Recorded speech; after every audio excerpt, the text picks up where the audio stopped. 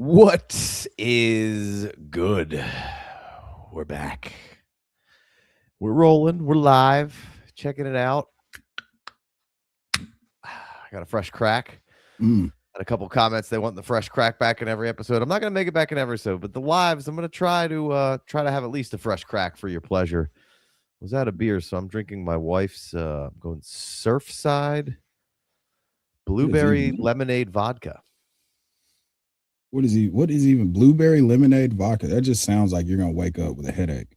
It's like a high noon or whatever. You know. Like okay. Drink. Right. Yeah. Right. Yeah. Yes, sir. What do we got? What can we got stuff on the horizon already. Hey, real quick, tonight we're going to talk about some rankings. We'll talk about some values. We might go dumpster diving in the bottom end of some values here, kind of a stashy thing, but we're in the middle of moving all of our rankings over to the website. So we've been going through a bunch of rankings and we've got a ton of ranking questions. So we're going to be hitting it up, talking about it. So rankings, trade values, crowdsource values, buys, sells, dumpster diving on some mustache kind of stuff. And then, of course, hit us with some questions if you got them. What can I get in return for Sam Darnold? Well, pal, depends on what you want. You want a quarterback? You want a running back? You want wide receivers? You know, that's a loaded question. And it really depends on, who you're trading with. What do people in your league like Sam Darnold? Do they not like Sam Darnold? In doing the rankings, right? When you're doing rankings, or you're talking about trades or leagues, it's like everybody's opinions and leagues are so different that to have a consensus and then just think that somebody's an idiot because they don't think exactly the way you do. Now, if the value is so crazy wrong off, then yeah, you might have a little bit of a problem and you might have difficult trading in that league. We all have those leagues. We've all been there, right? It's just uninformed, uneducated. Maybe they're not the biggest Dynasty person, or they like playing Dynasty, but they're not like involved in it 365 like the sickos are.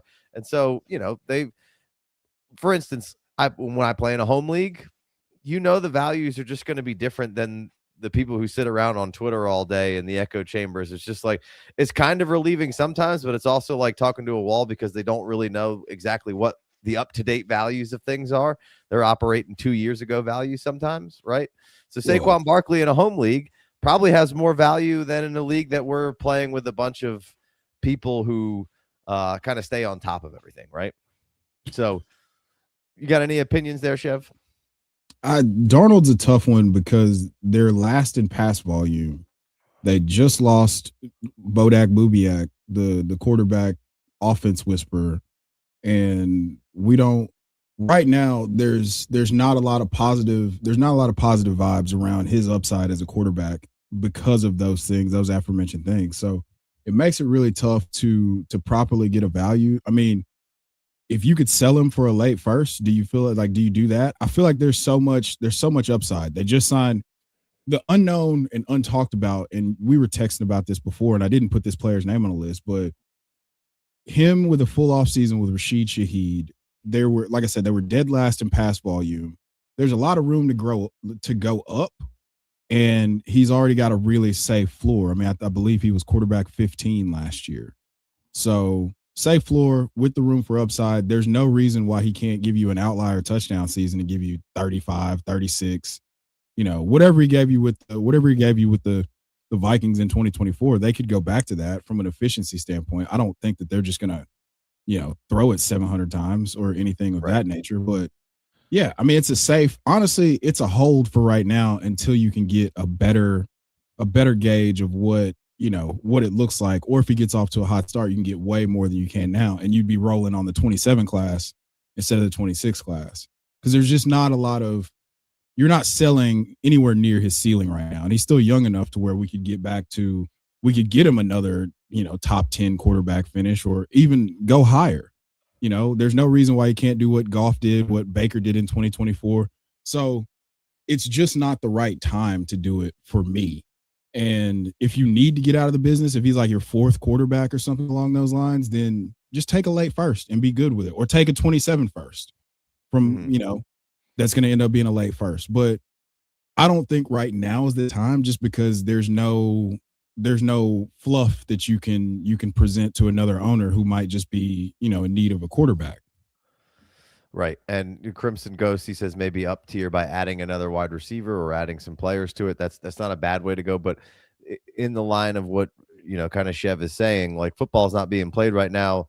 They won this past year, right? Where everybody was kind of like, yeah, he's not going to do the same thing he just did with Minnesota. And then, he was QB4, in these, in our statistics here, and then went, down to QB8 this past year, right? But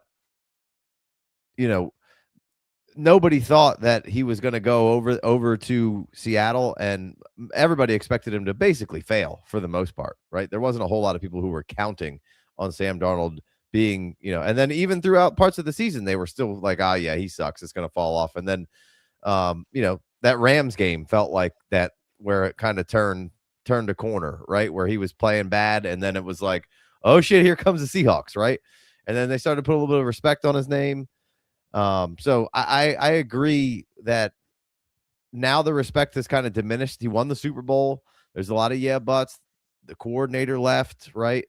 So there's questions. But most everything should be returning. We'll see what they add in the draft. And as far as the crowdsource rankings are going, in Superflex tight end premium, you got a mid first right here, which, if you could get that, that'd be cool. But like you were saying, Chev, probably more likely to get a late first. Tight end premium, Rondé Gaston's floating around here. Rashee Rice's value's pretty far down right now. Bucky Irving's value is pretty far down. I don't know that anybody is necessarily trading you those guys straight up for Sam Darnold right at this minute. But when somebody needs a quarterback, like you said, Chev, and the season's shaping up and Sam's hot or whatever, the market in your league is going to be a lot better for Sam Darnold than maybe it is right now. And really, to me, it just comes down to what kind of respect the league puts on Sam Darnold's name. I don't mind getting out from under Sam Darnold at all. It's found money. It's worked out for you 2 years in a row. And if you could cash in for a mid to late first, or get, a higher tiered wide receiver or running back like we're talking about here, I think that's great. But I'm not just going to like cash out for, some bozo. Like, is Jordan Addison enough to cash out of Sam Darnold for you? Right. I mean, he's got his own warts and issues in and of itself. Sure. Right. So that if you're doing that, you're taking on all the risk with no potential for reward, unless he's going to command 130 targets, which we haven't seen him do ever. So we talked about this before the season started. I had him and JMO ranked very aggressively, because I was like, hey, these are the two high-end wide receiver twos that could ascend to that T. Higgins thing. But the point being, you're taking on all the risk. As long as Sam Darnold's out there, he's going to give you, he was 14.7 points a game last year. You can book that with the potential that it goes higher, as opposed to Jordan Addison, where it's like, man, the bottom could fall out. He could just continue his Georgia football player ways and just drive off of a cliff or some shit. So it doesn't really, I wouldn't do it for Jordan Addison, to answer the question. Yeah, right. Like this is a trade that happened today. You could call it whatever you want, taco trade, whatever, but Sam Darnold and Brian Robinson for Brock Purdy. Like I'm trying to figure out how, if I want to swap a quarterback out. He says he has Herbert, Hurts, Darnold, and Bryce Young for his quarterbacks room. No first this year, no first next year. So if you can play Sam Darnold into getting some pick equity, I don't think that's a terrible move. Right now, I don't think you're getting more than that, like 9, 10, 11, 12 for Sam Darnold. I don't think you can quite get into the mid-range. But every league's different, and some leagues would be like, no, I'm not even giving you that, right? Just depends who's in that league. There's people whose opinions will never change on Sam Darnold, even if he's the QB1 for the next 3 years. They'll tell you that he's trash, right? Because some people just, and that's just how some people are. That's fine, but you just kind of have to know who those people are. So I would say with that quarterback room, I feel like that's the guy that you're never going to get what you need for Bryce Young. Darnold is the guy that you can sell for a profit during the season if he gets hot, right? Like that's the move. And especially you're solid with your 2 starting spots. If it's, I mean, I'm assuming he said Superflex. So it's Superflex. So you're rolling out Herbert and Hurts almost every week without fail. So you can just wait on this. There's no reason to make this move right now unless you're completely devoid of draft capital. And maybe, also maybe, when you're when the rookie draft is happening, whether, I don't know when it is, if it's an early or a late one, but like there's probably going to be some teams in the league that don't have quarterbacks, and this isn't an aggressive quarterback draft. So maybe you can kind of play on that of like, hey, the guy was trying to maybe trade up for Mendoza or do something or figure it out. And then all of a sudden he's sitting around and he's like, well, shit, I want to fix, everybody's hyper focused now because the rookie draft's happening, right? And this is kind of how the league ebbs and flows a little bit, or at least a lot of them. And then they're like, well, shit, I would rather have Sam Darnold right now than take a shot on Denzel Boston, right? And so I'll give you 1.9 or whatever for so there's going to be different windows to be able to sell in. So I agree with you there, Chev. This other guy says, would you take Shough over Darnold? He looked good under Kellen Moore. It's a similar bet, but with more upside because Kellen Moore's offenses play with more pace. They run more plays per game. They're going to throw a little bit more, and it's in that situation. Yeah, give me Shough. I don't love it because we've done this with a rookie quarterback propping up. We've done it a couple times, and now we're putting him with a guy who we know can actually play football. It just might not happen fantasy wise the way we want it to. So I'll go Shough just for the upside, and I think you can get more for Shough. I guarantee you probably get more for Shough right now if you sent a trade or you were trying to trade Shough than if you were trying to trade Sam Darnold. Like I feel like he's in the mid first range if you're trying to unload. Yeah, I mean, Shough's back-to-back here in the Crowdsourced Superflex tight end premium, one spot below 79 to 78. This is over at the ffdynasty.com. If you haven't checked it out, go do so. We've got crowdsource rankings and a swiping mechanism that is kind of how we determine these. You can go in there. It's kind of like Dynasty Tinder, if you will. You select your format. You go in there, and you can select your range too. You can do top 100, 100 to 200, 200 to 300. So you can kind of get a bunch of mix of different guys. On the default, it'll give you a bunch of different guys, but if you wanted to focus in on that, you certainly could. Anyway, they're kind of back-to-back right here. As far as where I have them ranked right now, because right now we're doing a bunch of overall rankings, I do have Shough almost 10 spots higher than Darnold, actually 12 spots higher than Darnold, and just an overall. So I guess, like you said, Chev, I think there's a bit more opportunity for upside with Shough. With that being said, we just saw Darnold has been, one of the more steady quarterbacks as far as of somebody who you're always going to expect to basically be your QB2. Right. There's been plenty of QB1 upside with him. So absolutely. But the legs of Shough, the pace of Shough, and God forbid if they add another weapon, that'd be the big thing right now, right? You add another weapon across from Chris Olave, and now everything, Juwan Johnson's a solid weapon. You've added ETN. I don't know what you're doing with Kamara, but then you got Neal and who's the running back from TCU? Oh, Kendre Miller. They got Kendre Miller, which we haven't seen a whole lot, but they got an okay stable back there that could be fine. And then, hey, don't disrespect Audric Estime like that either. We need another killer on the outside, which I don't know if Jalen Polk's going to get a chance to be in the rotation or not. But they did trade for him.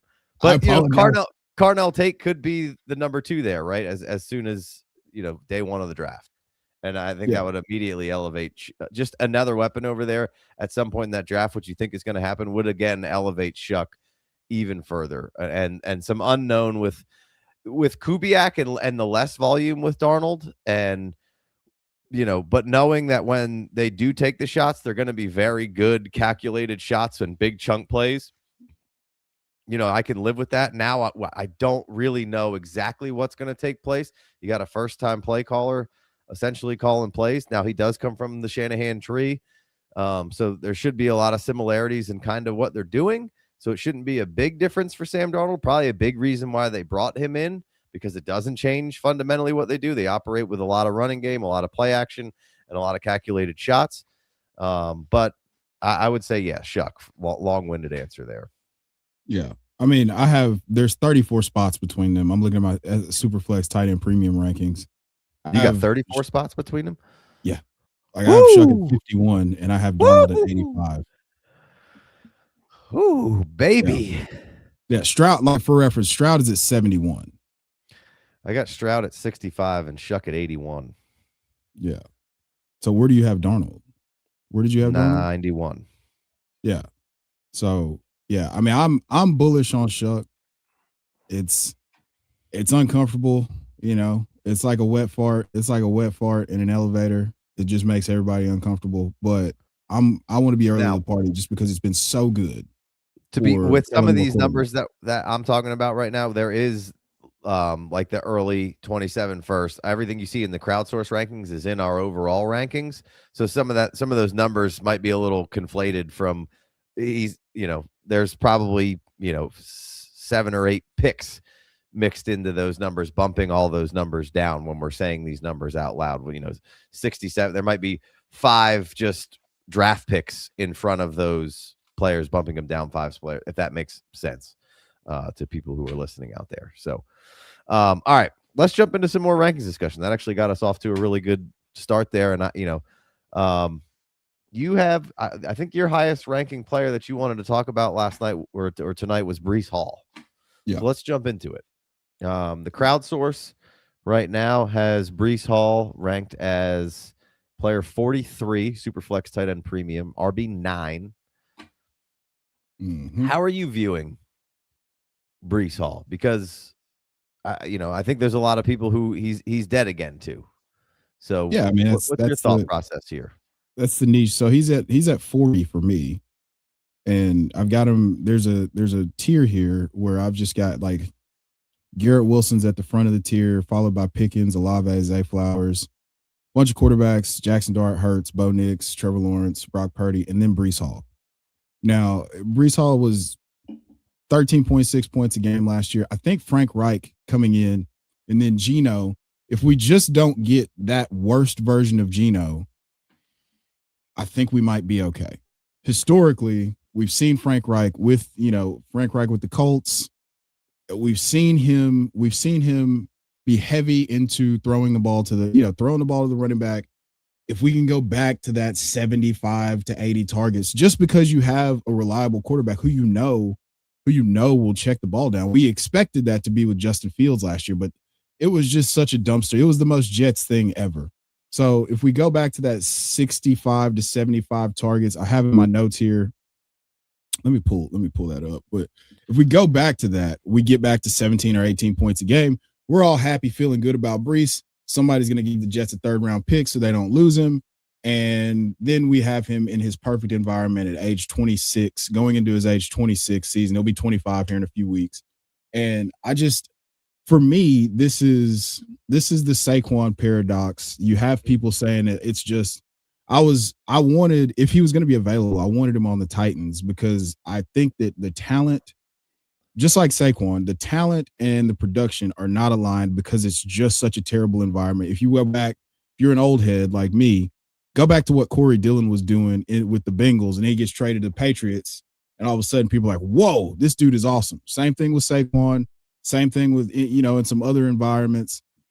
I just think that this is the last chance that you're going to get him before he gets cheap because he's old.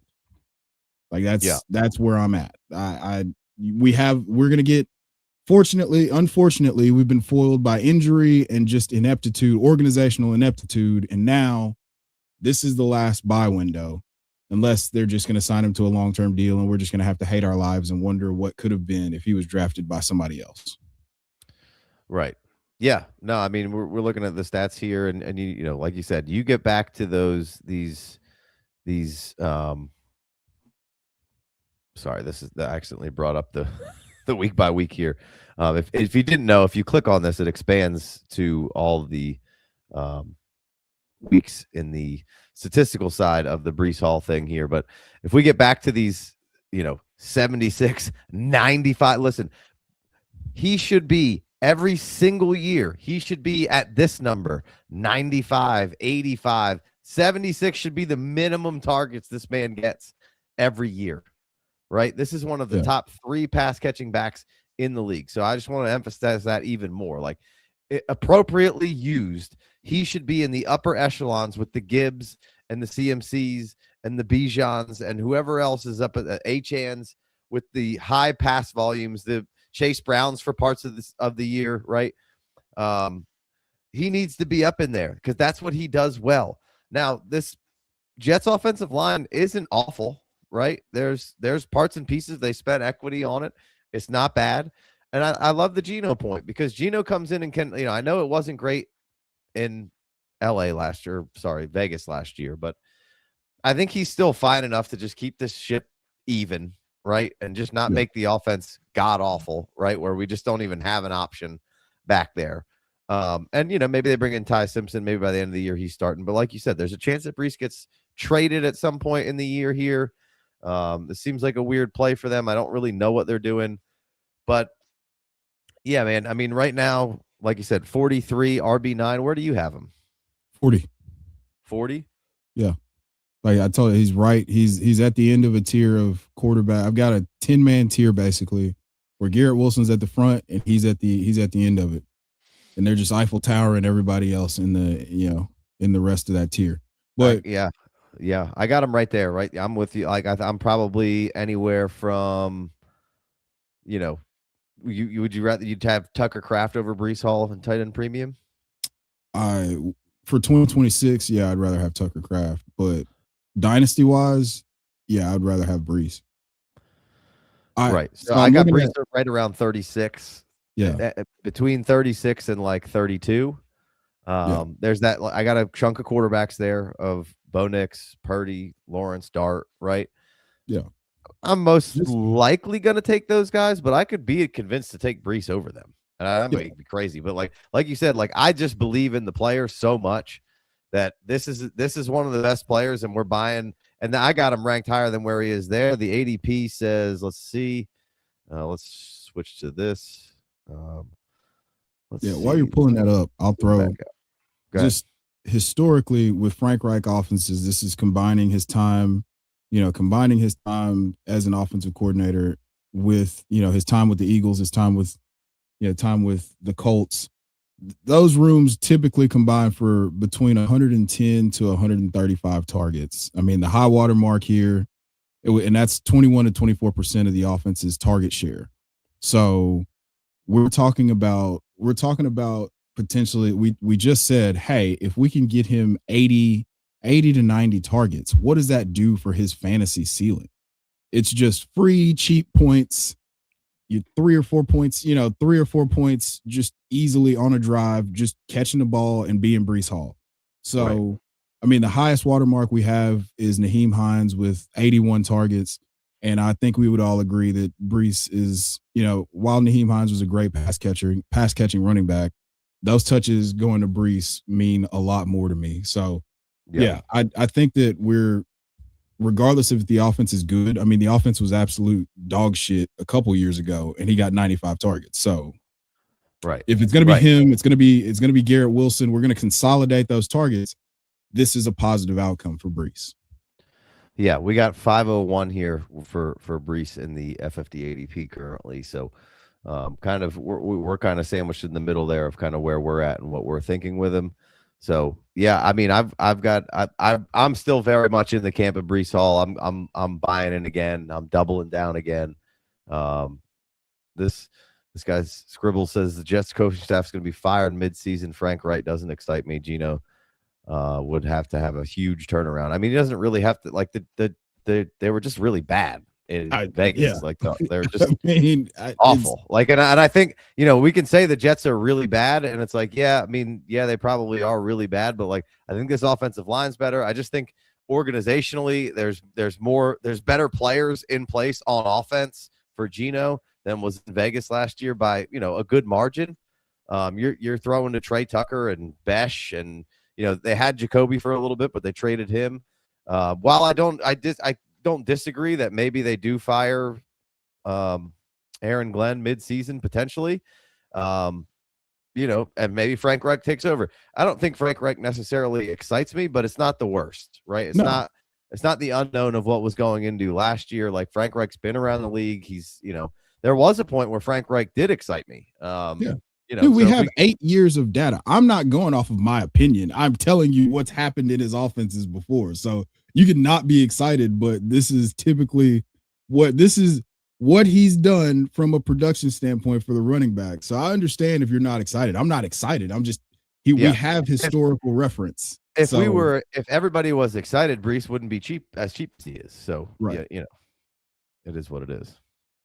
Yeah, Jets opponents this year are brutal. Look, everybody's playing in the National Football League, right? So and you can go into it this year thinking this is always my problem with strengths of schedule, especially when you do it in the beginning of the season. Like it just doesn't mean that much to me. You can count on a couple of things, but like by halfway through the season, there's a whole different set of defenses that you didn't think were good that are good, and vice versa, right? Yeah. I mean, nobody thought, if you told somebody last year that the Patriots were going to end up in the Super Bowl, people would laugh at you.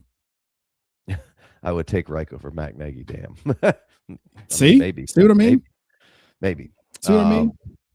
So yeah, I got Breece ranked fairly high still. Not too down on him. Not too down on him. So I mean, again, I know I said it last year. It was like, hey, I know it wasn't great, but it was still almost 14 points a game, and it was bad. So right, it can get better. I think it's bide your time, be patient. He's I think he's going to be very playable and with some upside if they can just, and really in the very beginning of the season for the Jets, it was like this isn't the worst. We're okay, and then it went Jets like, and I could see the same thing happening this year, but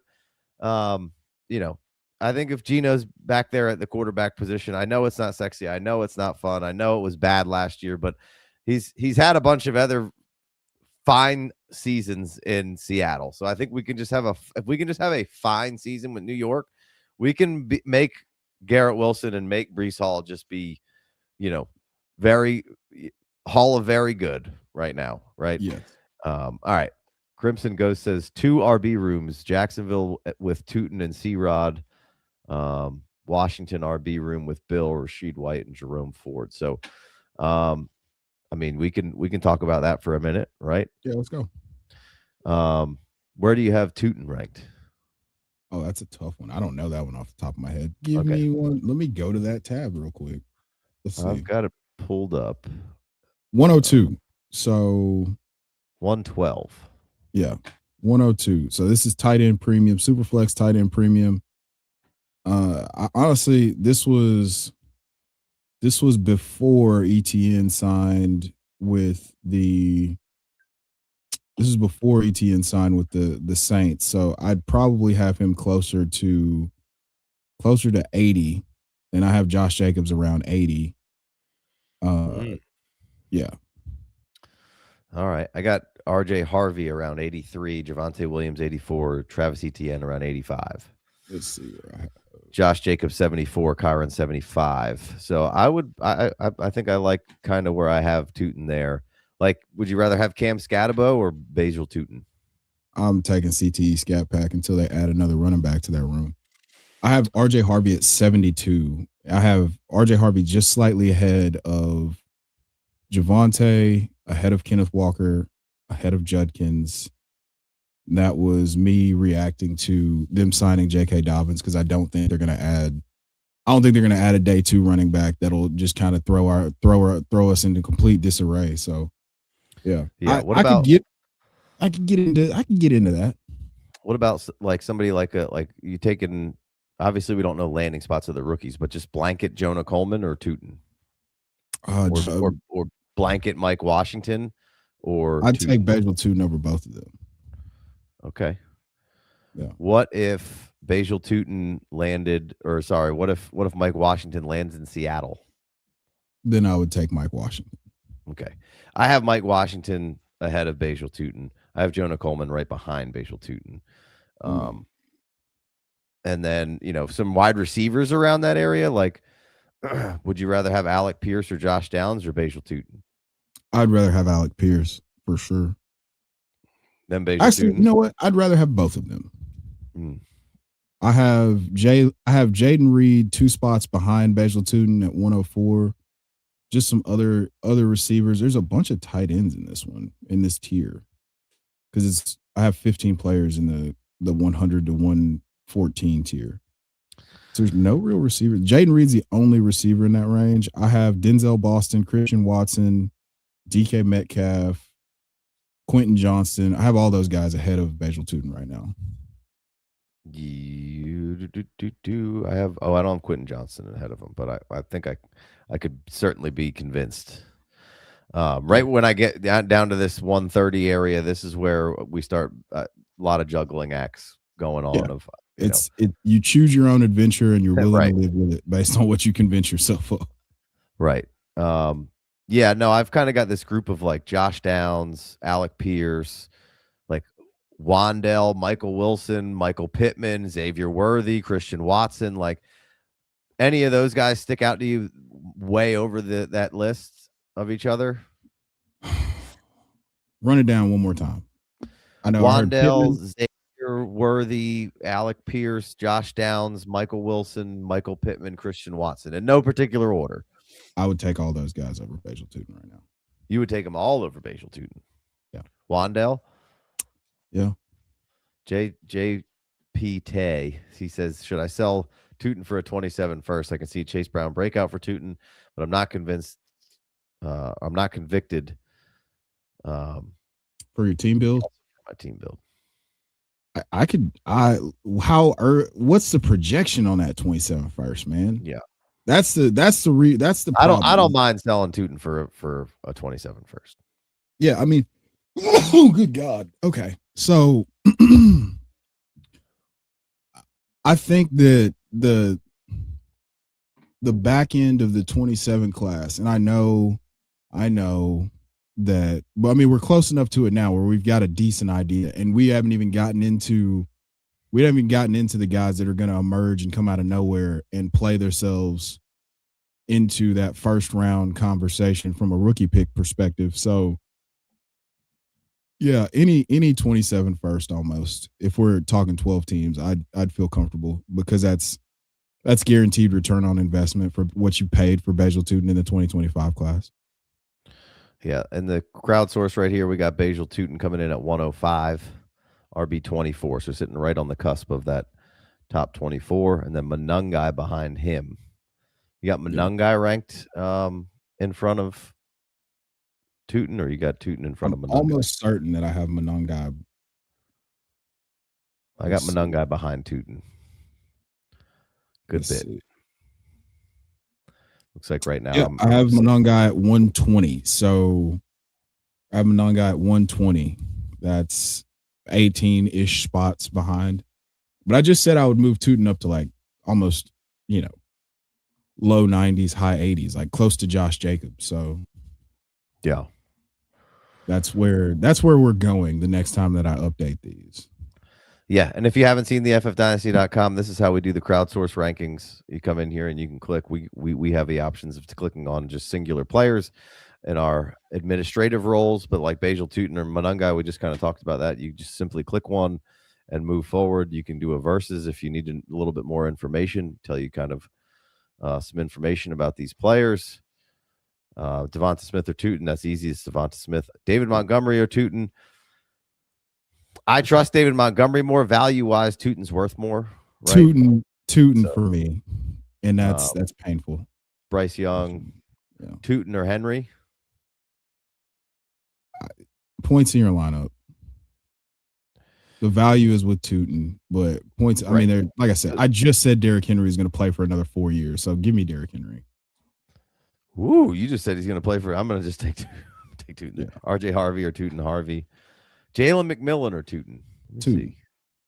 See how close I have this. All right, McMillan's way at 151 right now. So all right, there's Jonah Coleman. I'll take Tuten. So anyway, Aronde Gadsden, tight end premium or Tuten? It's Gadsden. Alec Pierce or Tuten? Alec Pierce. Wandell or Tuten? We already did this one. Yeah, I know. I'm just here. That's all. They're all in a row. It's crazy. Yeah. That's Laporta screaming Yeah. by. I love buying Laporta right now. We talked about CTE Scat Pack over Tuten. Ty Yeah. Simpson. We'll finish that up there and go back to some crowdsource rankings here in just a minute. All right. Some other questions on the board here. We've got, let's see, traded away Loveland for Tuten and McBride and 2.5. Or traded away Loveland plus Tuten for McBride 205 non-tight end premium. How'd I do? I'm a McBride guy over as my tight end one. And non-premium, I guess I don't really care. I'd probably I'll still take the McBride side just because I think he's such a locked in player. But Loveland and Tuten, I don't know. What's your come away there? The answer is Colston Loveland could be anything. He could even be Trey McBride. Yeah. True.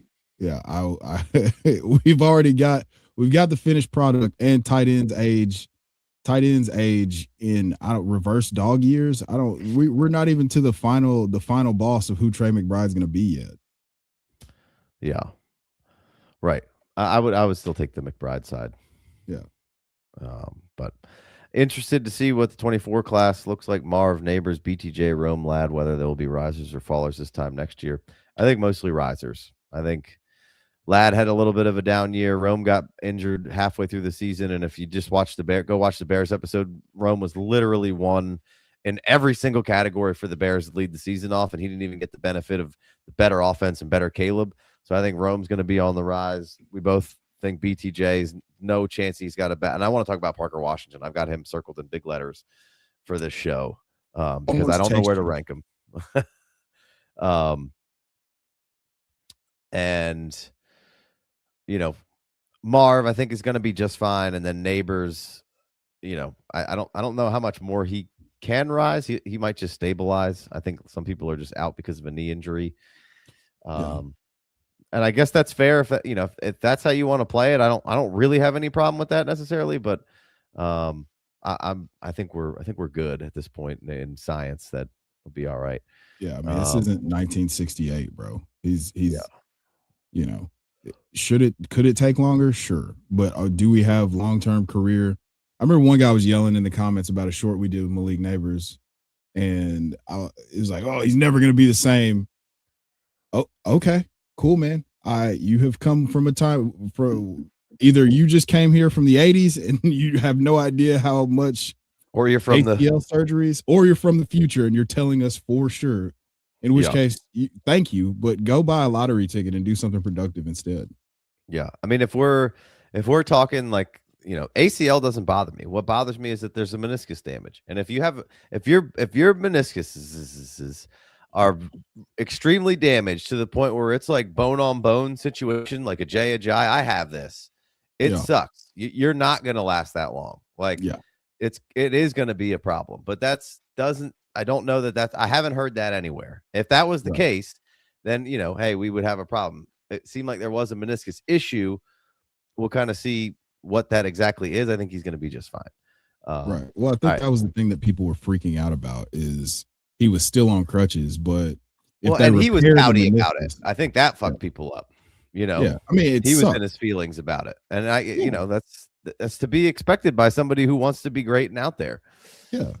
Like, what do you want to? You want to be like, oh yes, guys, I'm so excited that I can't walk around or move freely. Like, you're going to be in a bad mood. As someone who has been through this, you've been through it. You're not in the best mood when you're just like hobbling around everywhere. Especially when you want to be out there, you can see, what you're capable of. What you could be doing in this particular play or that particular scenario. You got this new toy with Jackson Dart. He hadn't even gotten to play. He's been in purgatory for a minute. So, all right. JP Tay, he says, I've got Hurts and Knicks. Any concerns about Hurts? He's gone from about QB3 to 8 or 9 on keep trade cut, which, I mean, if you wanted to just use FFD, that would be fine. I get it. It's hard to switch, but we're coming for that number one spot, just like Ludacris said. His rushing ability has dropped off. Would you tear down off of Hurts? To what, though? Yeah, and here's the thing. Like, has his rushing ability dropped off? His rushing ability hasn't necessarily dropped off. I think his want to rush has dropped off some, right? I think he wants to say I don't need to do this to be good, right? He hears things and doesn't want to do that. What you also need to figure out or look at is that just the offense was run so poorly last year, and the design and all that stuff. Like, I don't think anybody was feeling what was going on. I don't know if this next version of the offense, because we don't know anything about Sean Mannion, right? Right. That's their OC, right? Yeah. Okay. I said it and came out, and I was like, "Is that right?" Yeah, that's right. I think Oregon State, Sean Mannion. Yeah. Yes. Oregon State, Sean Mannion, who's like 6 or 7 years younger than I am, and he's an offensive coordinator in the NFL now. Right, but that's where things are going. Old quarterbacks that were clipboard carriers and have been around, like, this could be really, really, really good. It could be like the next great thing. It could be nothing, but anything's got to be better than kind of where they were. Oh my God, yes. And so, next season Hurts could be running around a little bit more. You know what I mean? To just say that it's gone, I think presumptions are crazy. And like, the only thing I'll give with maybe dude, Hurts has been a ridiculous fantasy player since he came into the league. Like, it just, if you have him, it's fine. If you want to, I guess, tear down, but what to where? Like, I think I just want the production that Hurts can offer me. For the only thing I don't love about Hurts is he's just like, his character isn't my favorite guy. Like, we've talked about this before, and I actually just saw a clip from Cowherd, which doesn't mean anything, but like, was kind of like, the locker room kind of like 50-50 on Hurts, which is, you kind of want your quarterback in a way to be like Jalen Hurts is, just very stoic and positive and, just kind of does his thing at the mic. But there also seems to be a little bit of weirdness behind that. But hey, it is what it is. Fantasy wise, the guy's been fucking nails. That's the thing, is you can't really. So this was a floor outcome for the offense as a whole, pretty much. Outside of Dallas Goedert, everybody else did not return on ADP. So we're looking at it from a perspective of, did they meet expectations? And when Jalen Hurts doesn't meet expectations, you can't really fall back on, hey, there's going to be more passing volume. It's always just been a really efficient passing attack outside of hyper targeting AJ Brown to the tune of 140 something targets.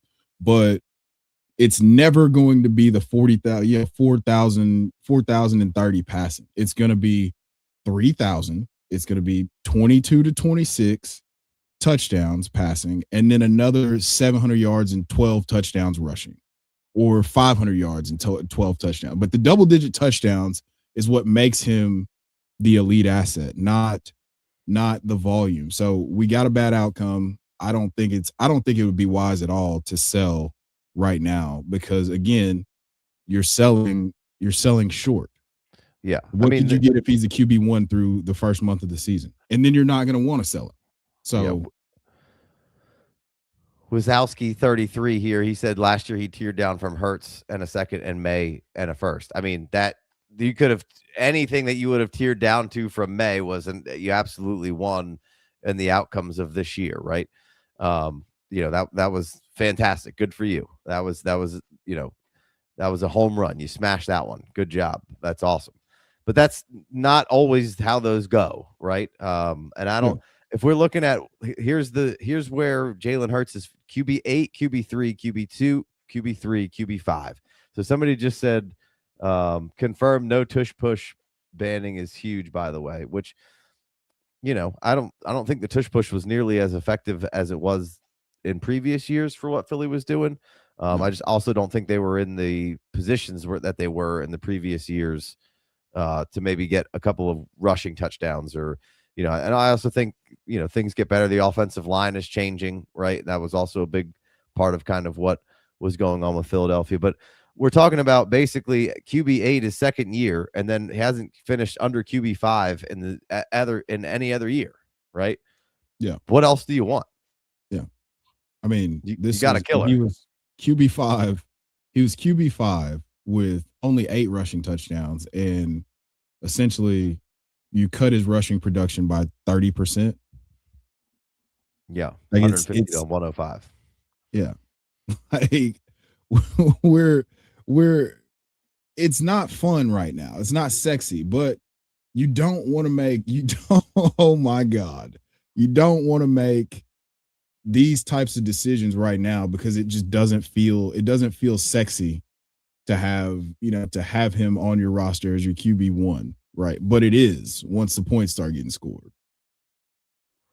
Yeah. Like do the math on the tush push points here. It's just not. He finished QB5 with 400 yards rushing and 8 touchdowns. It wasn't all the tush push. Right. Yeah. No, it was just like it was less just rushing in general for him over this last year, right? But I don't still, know. it's still the worst outcome you got.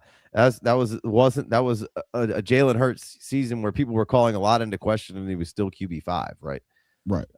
And the offense was terrible. So Hurts to T-Law and a mid 27 first.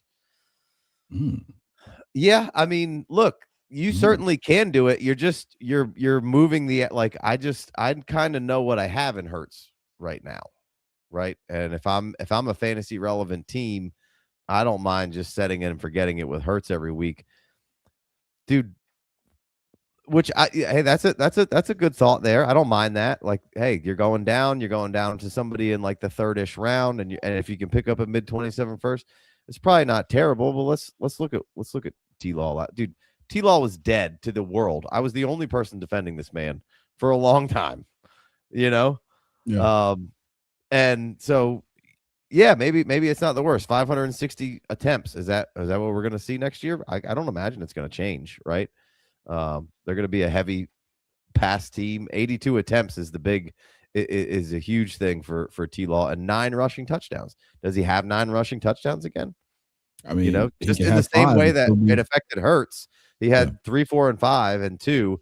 9's a decent jump from 3. Yeah, if he has 5 and he runs, he gives us another 300 yards on the ground, we'd still be pretty happy with a top. Personally, I think that we're happy with anything from You're ecstatic with QB4, but you're happy with QB 8 to 12. I mean, through 8 games, 9 games, 11 games last year, people were calling T-Law a bust. He was done. Why did they pay him? He's a bum. Get rid of him. And then look at this crazy game log here. And you know what? There was decent. Here's 4 rushing touchdowns right here in weeks 15, 16, and 17. Brother, he got dropped in a league that I'm in a redraft league that I was in. That's Superflex. That's how frustrated people were with Trevor Lawrence. Yeah. And then he just goes out and goes bananas. But it's kind of my point with Tyler Shough and the Kellen Moore offense to say, hey, this is just a really good, this coach creates a really good environment for quarterbacks to succeed, and we need to be in on that. Yeah. Yeah, I would be more concerned about Brown leaving Philly than the tush push. That's a fair point. But Philly, you're not going to bring in probably somebody better than AJ Brown, but I don't think Philly's not just going to sit there without another weapon. Philly has been very diligent and been very good in the trade streets and figuring out roster construction, right? So if they're trading AJ Brown, there's a plan for something else in place, whether it's as good as AJ Brown, probably not. But like worst case scenario is Stephon Diggs there next year, and is that the absolute worst? I'm just giving somebody who's available just right now for free, right? If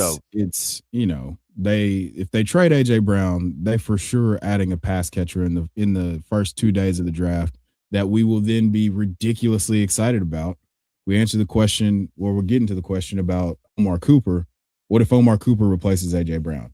Well, then you push Devonta Smith up to a whole different tier, and then you probably replaces AJ Brown. You know what I mean? I mean, yeah, it's just you get real excited about the person that replaces AJ Brown, whether or not they replicate the production or not. Yeah, what up, Randall? He's back with some dong talk already in the comments. Are we taking Ty Simpson? I saw it. We taking Ty Simpson over Cooper if both have round 1 capital. I heard Cooper has an absolute warhammer in his briefs. I mean, how are you getting this? How are you getting these insider? How are you getting these insider looks at people? What's in people's briefs, man? He's What the are you dong searching father. up? He's the dong father over there. Are we taking Cooper? No, I'm still taking Cooper. Yeah. It becomes a lot closer. I think we would push Ty Simpson to that 110 to 2.2 range that's been pretty good in the last couple years in terms of return on investment with the quarterbacks there. I don't think I personally, and we were talking about this. I don't like what's going on with this Ty Simpson propaganda. It really bothers me. It really fucking bothers me. And I like Ty Simpson a lot. I just think that he is a much more developmental project than we're giving him credit for. And if he goes in first round, he goes to the Rams, sure, because it's an optimal outcome where we're not going to be counting on him to score points for a while. And I'd spend my first round pick knowing that 2 years from now, I could be getting him with, him in that Rams environment with Puka Nacua and Puka Nacua. Shout out. Who was that? Big D? Yes. That was Big D. That was incredible. Puka Nacua is fire. Yeah. I laughed out loud at work and people were like, what's going on? I was like, nothing, don't worry about it. If I explained it to you, it wouldn't be funny anymore. So yeah, I think Ty Simpson's going to be good. But I'd still take Omar. I think Omar Cooper is going to be aggressively good. Yeah, I mean, currently, like Randallytics is pointing out here, Omar Cooper's coming in around 8, Superflex tight end premium, then Ty Simpson's right around 13. I think we would see that price point jump up into this 8-9 range with Simpson there. Yeah. But again, it would have also probably, somebody like the Rams do it, then I think more people are going to be excited. If somebody like the Jets do it, less people are going to be excited. Yeah. Right. Yeah. Steelers would probably be in the more excited category. Right. Yeah. Jets is just going to be a bummer. Right. But the Jets also have, 2 later round picks, right? Or 2 earlier first round picks. Is that so? The Jets have earlier second round picks. Yeah. The Jets have 2, 16, and I think 33. Mm-hmm. Yeah, so 33 could also be a possibility of the Jets, right? Yeah. But yes, to answer your question, I'm still taking Cooper for the most part, especially if he gets first round capital. Because I'm with you, Chev. Like, I think Simpson could be really good. I like the traits. I would like to see him sit for a minute and figure something out and learn like I learned. Like he learned from his father. So, yeah. No, that would still be Todd McShay told him about the dongs. So okay.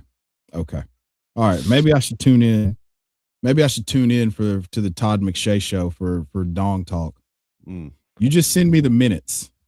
Yeah. How high are you on Jalen Coker and Jalen McMillan as depth pieces? My main guys, Puka, Neighbors, and Burden. Is that enough to compete for my wide receivers? Puka, Neighbors, and Burden. Look, if Puka's out there, Neighbors is out there, and Burden's out there, then I think it depends on your league and what the hierarchy is, and what everything else is. If those are like your 2 backups, you probably want something else. But you and I, Chev, I think. Well, I don't exactly know where you stand on McMillan per se. We did some talk about some of our buys, but I know we're both in lockstep about how we feel about where Coker could end up. Yeah, Spider-Man meme shit. I think McMillan is one of the most interesting buys because we lost that season. We lost that season to a neck injury. I don't know how you could argue about him being really good at football. I just don't. I can't see an argument that's sensical. It's just an opportunity thing. I mean, we could be looking at a Parker Washington-esque. Well, I mean, we got that at the end of 2024. So we could be looking at a Parker Washington-esque rise just based on opportunity. Do I think maybe does he get off to a slower start because they're running out and featuring a Buka and Godwin off the, just off the muscle? Yeah. And they re-sign Cade Otton. So could he get lost in the sauce? Yeah. But I think he's undeniable in terms of, hey, we target this motherfucker and good things happen. And Right. I don't really see why the team would look at that and be just turned off by the fact that we have a rookie contract and we have him under control for another 2 years. And we're just not going to use this guy. Yeah, he It says doesn't he make sense to me. also says he has Myers and Ayuk. That's nice. Hopefully Ayuk gets back on the field. That could be good, but that's not a terrible room, and I like it. I think both of these guys are taking jumps, big jumps. Here's the 24 season for McMillan here. You know, you see this 21, 18, 16, 23, 19, right?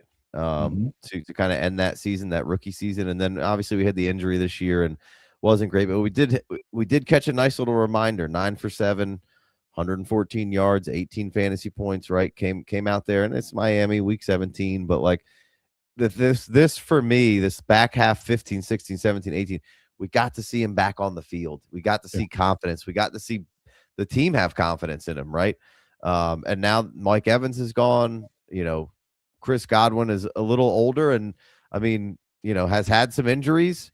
I think Godwin's going to be a fun piece too, but you know, I think we talked about it in the episode. Like McMillan's the guy who they've put out there in the out wide formations, meaning in two wide receiver sets, he's at least got a good chance to stay on the field more likely than not, right? Which is not the expectation necessarily by some coming in, which has been a good indication. I'm not saying that's exactly what's going to happen, and all three of those guys can rotate into different spots. I think it's a good thing in today's NFL and how the Bucs have built that room out currently.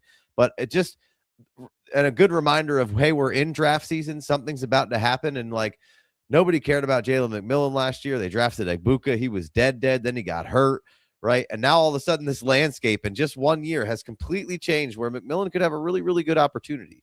So, you know, before you bury guys and get bummed about this or that, if you believe in a guy, just hang on to it and kind of see what happens. And now flipping over to the Coker side of things, man, this guy, you know, and to Jalen McMillan has been, he's up, been up 19 spots in the last couple of days, right? He's you could see the chart right here he's been rising. And I haven't even been swiping on him, so it's not me. But Jalen Coker here, he's coming in at what was that? Wide receiver 51. Yeah. And then he's right above Parker Washington, so that could jump us right into there. Jalen Coker, man, I'd buy Jalen Coker or Jalen McMillan for any back half of seconds right now, right? Yes. I believe in those guys a lot. I think that could get it done in a lot of cases, right? But what we saw, you know, right here, you got 6'3", 213. I think the Panthers are, and now this could be foiled day one of the draft by the Panthers, right? They could go out and draft another high capital wide receiver and really shut this all down, right? And be a bummer. I don't think they will, though. I don't think they will, nor should they. I don't think they did spend heavily on defense, right? In free agency. But I mean, you know, I think the biggest threat is them taking one of the top two tight ends in Eli Stowers or Kenyon Sadiq. Yeah, that would be. I'm okay with that. That's way better than killing me with a just a high caliber receiver that's going to move an undrafted free agent off the field. Yeah, I saw the KC Concepcion to the Panthers, and that made me very, very, very sad. All right. I've got Parker Washington as the number one name I wanted to talk about. I got other guys on here like Jaden Higgins, Xavier Worthy. You've got Kincaid that you want to talk about. You got Keaton Mitchell. So maybe at the end of this, we'll go down to the dumpster. We'll get in that juicy dumpster, and find some bargain bin. I mean, you ever been to the bottom that dumpster juice at the bottom of a dumpster? Dicey. You got to throw those clothes out. Yeah. All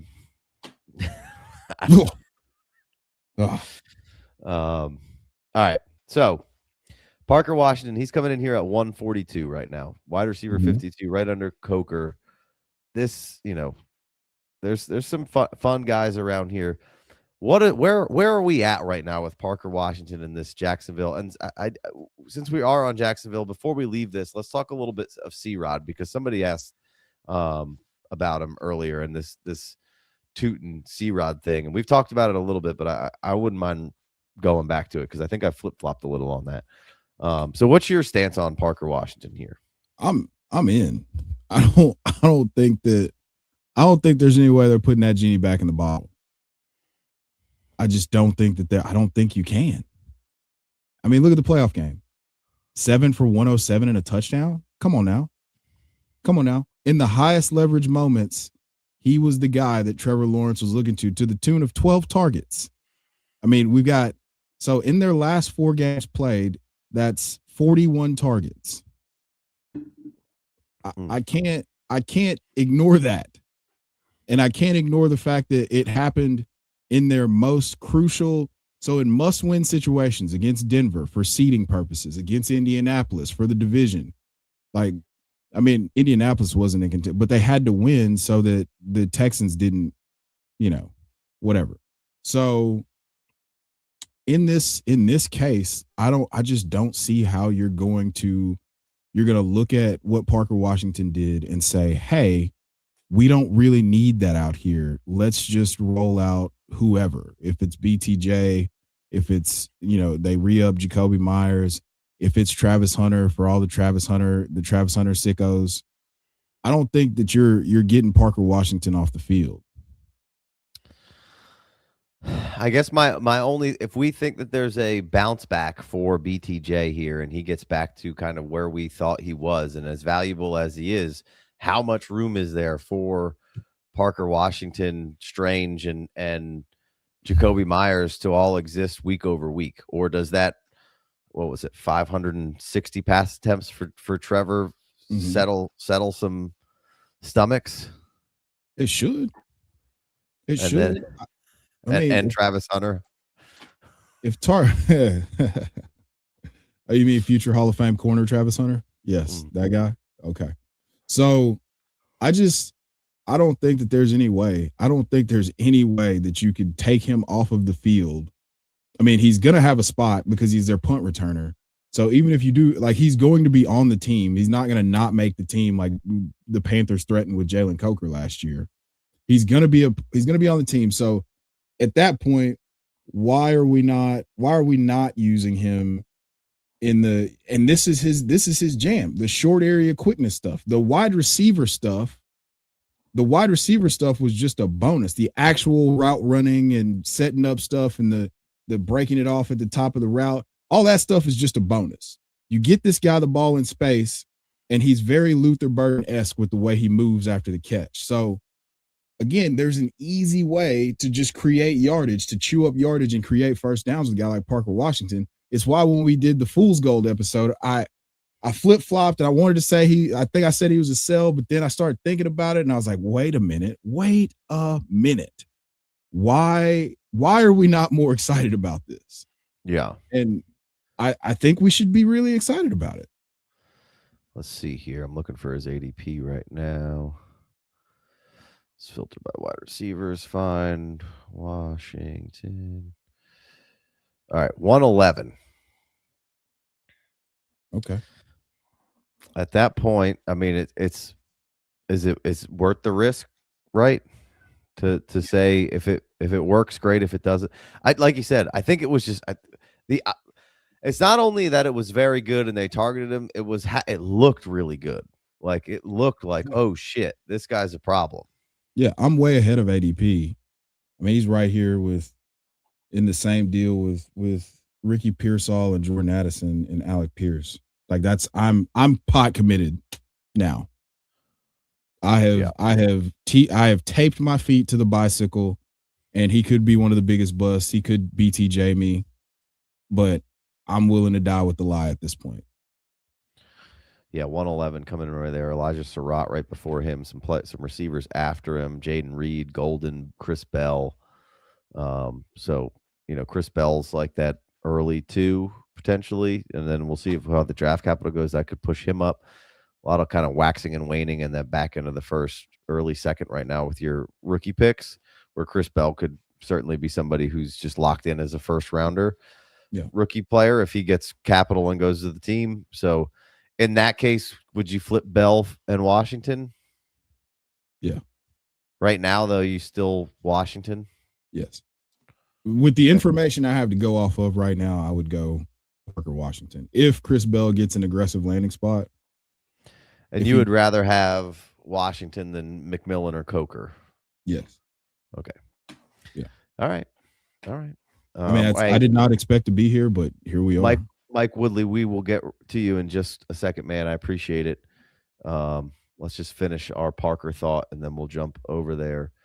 All right. Parker Washington or Michael Wilson? Parker Washington. Let me look at my rankings here. Yeah. I want to make sure, but I'm pretty sure. I've got Wilson a couple spots ahead of Parker Washington. Yeah, I have Parker. I liked Parker. What I saw from obviously Michael Wilson just had a ridiculous game log and had a ridiculous season, but just my eyeballs of how Parker Washington looked, it was so much more fun. Yeah. I mean, it was great for your fantasy lineup too. It wasn't just they're peppering him with targets and he's falling down. He's not giving you wherever it was when Michael Pittman had 150 targets and finished with 925 yards. It was a lot of fun. So I think this is an ascending player. I think we need to be early to the party on this. Now it could blow up in our face if they draft a receiver, or if Travis Hunter is going to play, he's going to moonlight at receiver again.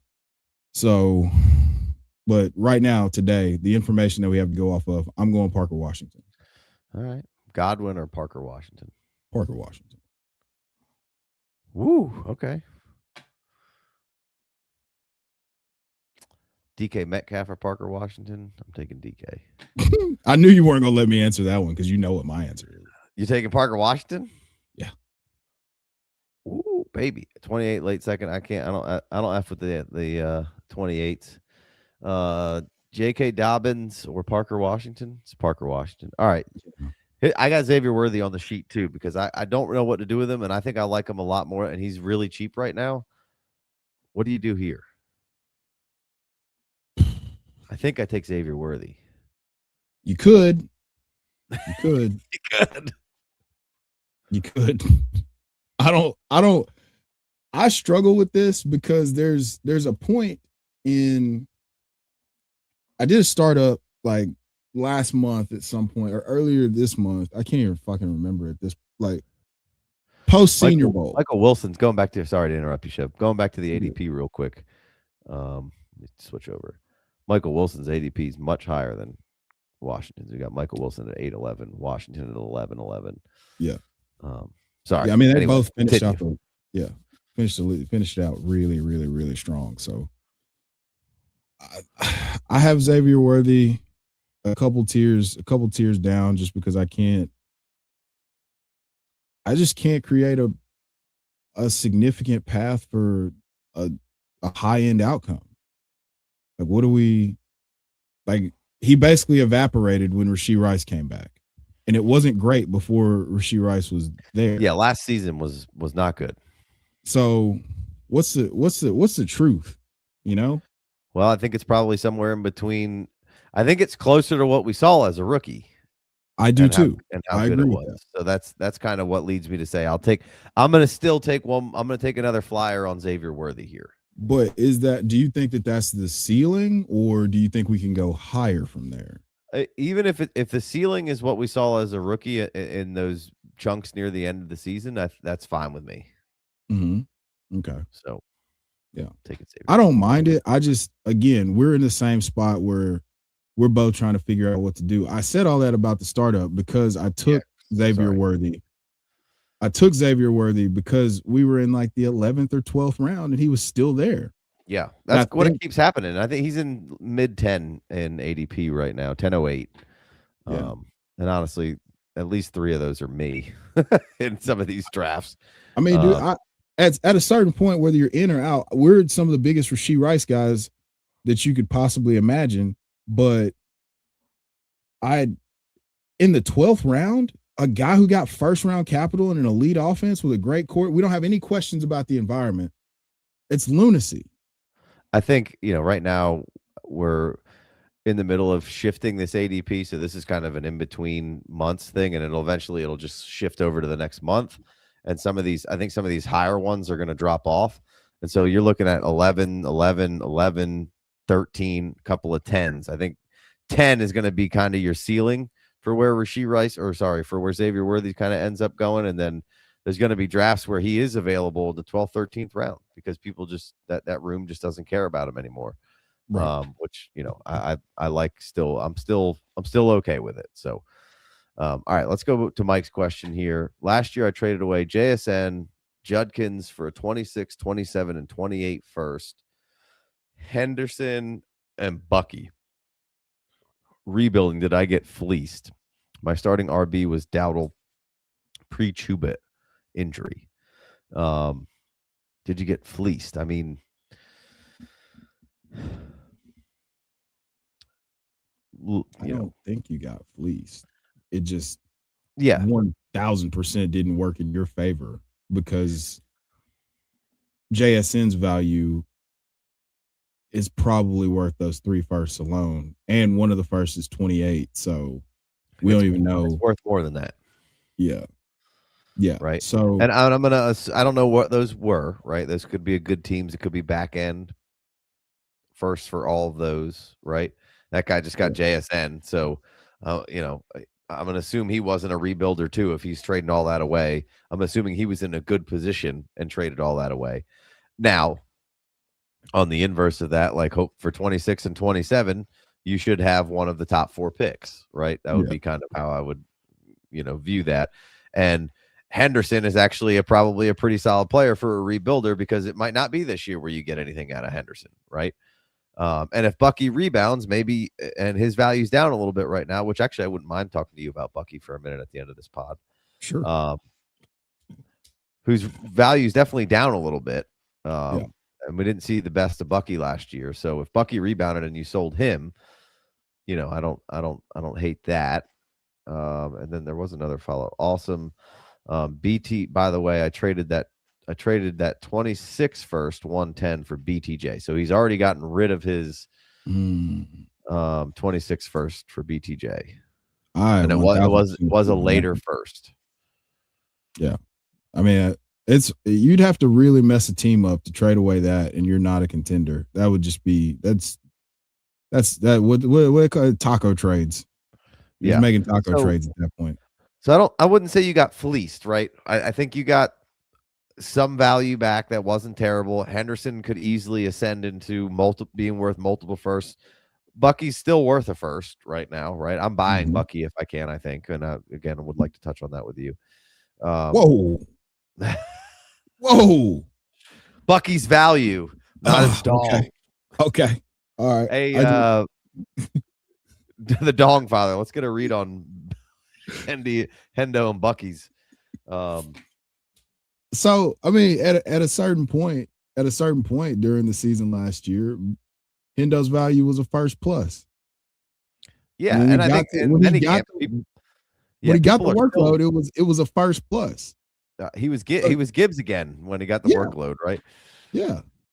And I think you're just early to the party on that. Delayed, not denied, in terms of what his long-term outlook is, because you got another year of Ramondre Stevenson. But as we talked about, I forgot what episode that was, where we were talking about the Patriots upgrading their offensive line, them then taking steps to go in a direction where we're talking about David Montgomery and Jahmyr Gibbs for Ramondre Stevenson and Travion Henderson. So it's good value. You just traded the best player in the trade.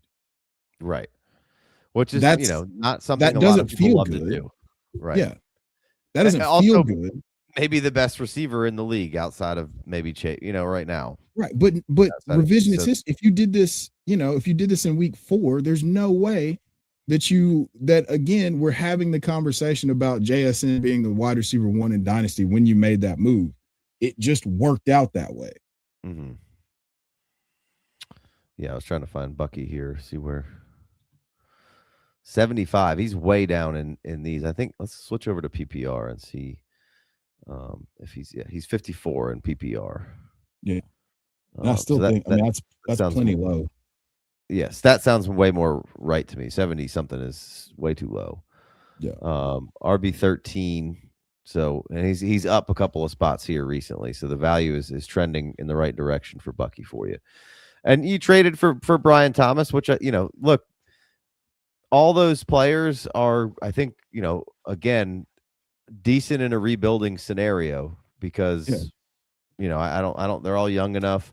They're all down on value. I don't mind trading for any of those guys. They can all rebound. So we were just kind of talking, Brian Thomas and the Jags. Chev and I have confidence in Brian Thomas. As one of those players I kind of go back and forth with, is he ever going to rebound to where he was and where he thought he could be? Obviously, he certainly could, but because of what they've now kind of unearthed there with Parker Washington and traded for Jacoby Myers, right? I think it's going to be hard for Brian Thomas to really get to that crazy ceiling. Go ahead, Chev. No, okay. So we were looking at 133 targets, 87, 12, 82, 10. I mean, we could get to 120 targets again. I think he's closer to his floor being on a regular year what Cortland Sutton gave us when he finished wide receiver 13. Is it sexy? Is he a cornerstone dynasty piece? No, but is he going to be worth more than a first at 25 years old? Yes. So I think that, I like everything you did. It just, you didn't. Yeah, he got Worthy too. I saw that. So I like everything you did in terms of taking the steps to properly rebuild, getting a bunch of capital. I wish you would have got more in 27 instead of going out to 28, but 28 is going to be worth more than, 28 is going to be worth more than what it is just by, time passing. So it could be worse. Sure. And the team you got that first from could be dog shit in 2 years. So that's also, they've gone all in and you have their picks. So you're rooting for them to suck. So yeah, I don't think you got fleeced by any stretch of the imagination. And I'm not just saying that because it's just that the absolute worst case scenario of trading JSN played out. Yeah. That's it. Yeah. I mean, that's generally, what when you trade the elite players, and we've talked about this plenty of times, like the 3 first is kind of like your starting value for those players, right? That's kind of like when you're up in the upper echelon, that's just like, just as a blanket statement, right? That's the beginning value is 3 first for the elite players. And you kind of got that, right? So that's, you got some other things you got. So not fleeced, but not capitalizing at the top of the market and getting every ounce of whatever you can out of it. And it's probably those still good. You didn't kill yourself because the team is still seemingly going to be fine with everything that you got. You just got to kind of figure out how to navigate those picks. And you've already gotten rid of one for BTJ. So 110 for BTJ. I don't think that's a bad move, right? I love it. You've already navigated that. All right. Now you got to get 27. You don't have to keep that 28.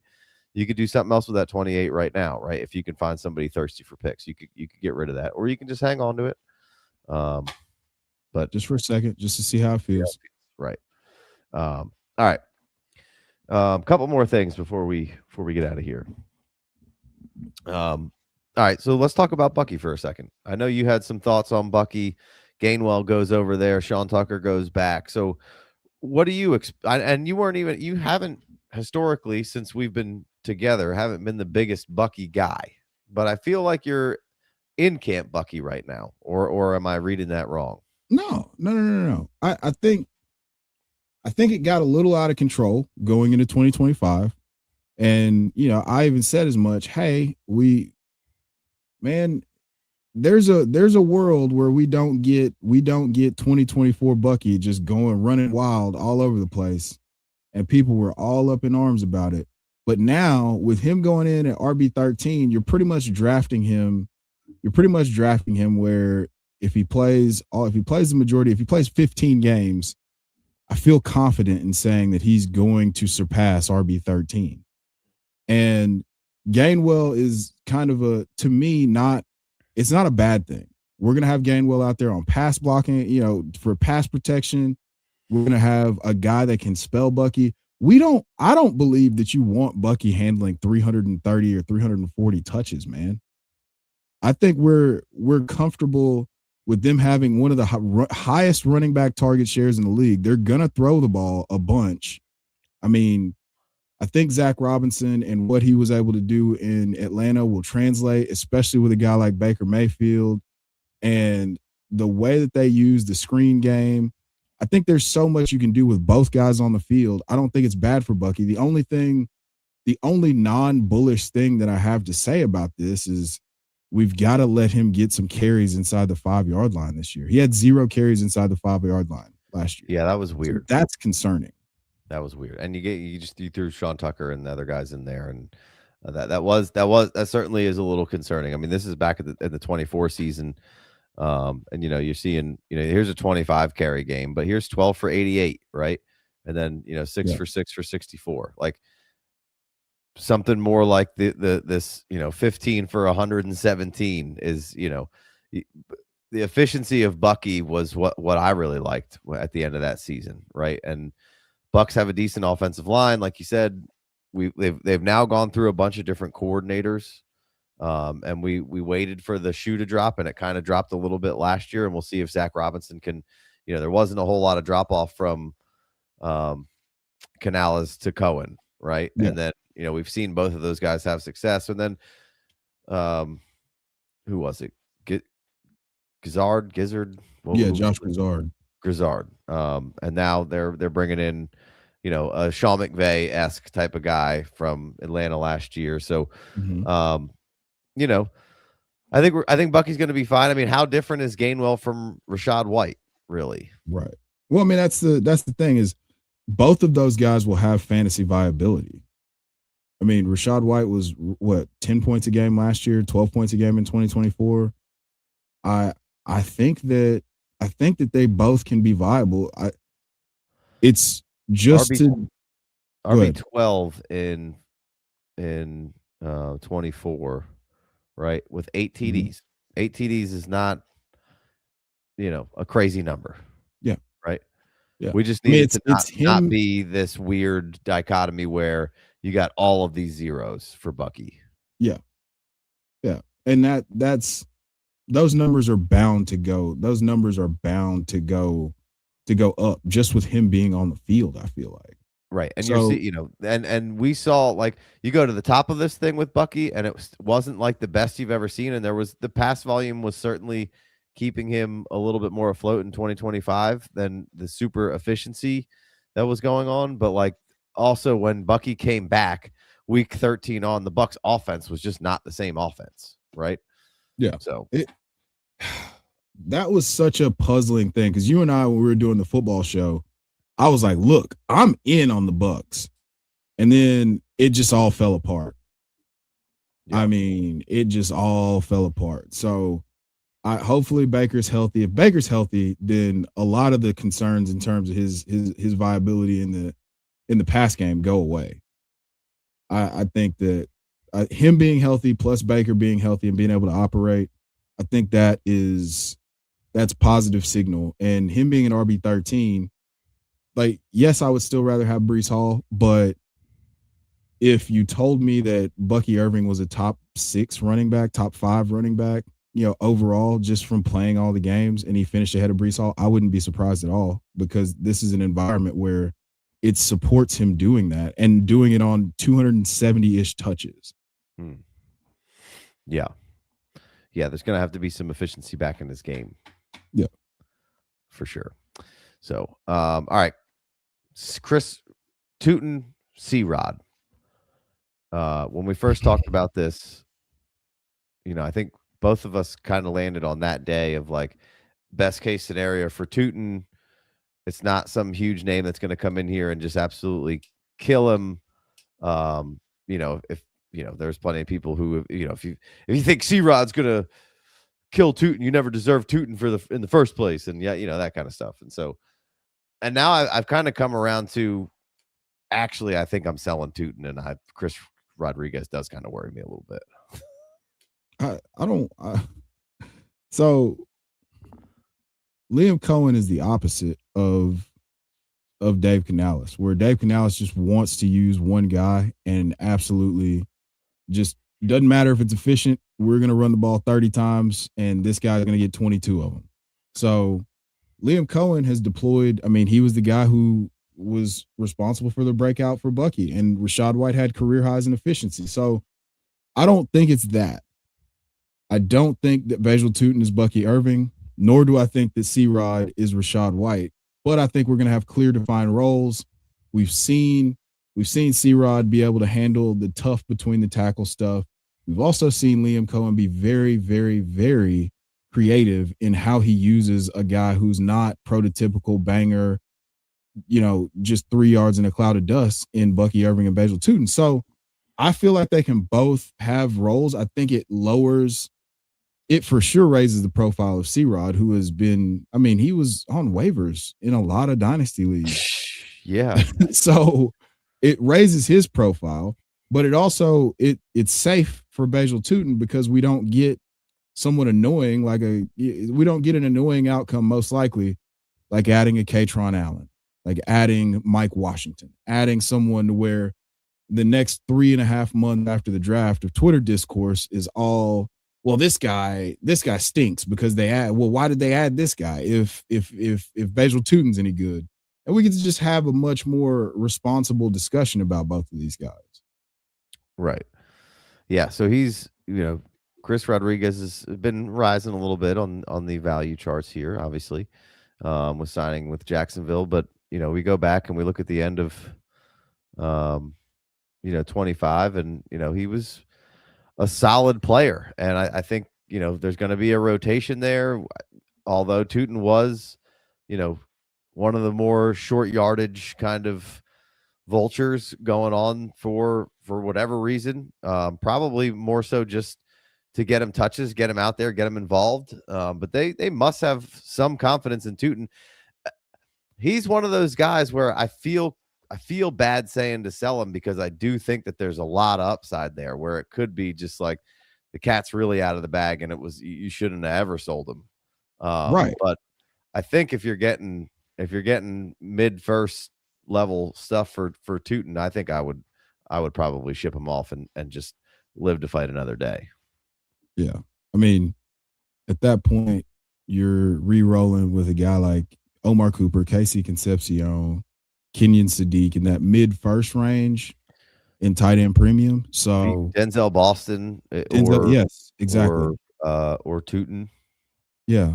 If you're going to do that, then you can live with the results because you know that they're not going to get ignored by their coaches because the draft capital tells you that can't happen.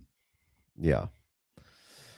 Yeah. This is, rankings are so difficult and I just flip flop so often. And, but I have faith in Tuten and he's been rising up the board for me, but I do feel like, I think if I could get decent first capital for him, I might say ship him off. And I think Chris Rodriguez is just gonna just be that annoying, nagging little thing that doesn't go away, that just takes Tuten off of being exactly where we want him to be. And then God forbid he doesn't live up to the standard or gets hurt or something and then they bring in some other guy the next year and we're right back here again. I don't know. The problem I have is who's going to get the inside the 5 touches. And it kind of was Tuten last year somewhat. Right. So if we're taking that away from Tuten and we know that that's what Chris Rodriguez is good at, then like I said, your ceiling is capped on Tuten. So you want to get out of that business and you're selling for a profit, but that could turn into a loss if we're wrong. A big time loss. Yeah. And I don't, do you want to sell a young running back in what we think is an ascending offense? What's the price point? You like that player? Do you think you're going to like that player better in a year and a half than you like Basil Tuten right now? And that's the rub. You have an explosive player who they obviously liked enough to draft, and the environment is really good, or at least we're expecting it to be really good because that's what we saw in the back half of last year, right? Yeah.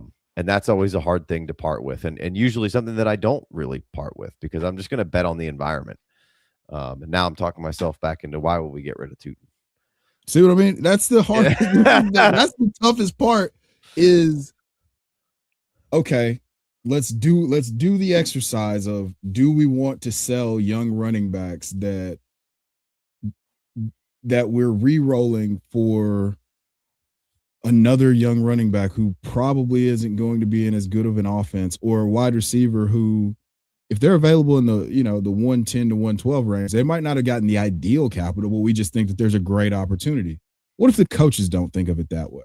You sell Basil Tuten, and now you're on red zone every week, like, yeah. And that sucks. That's just not a good feeling.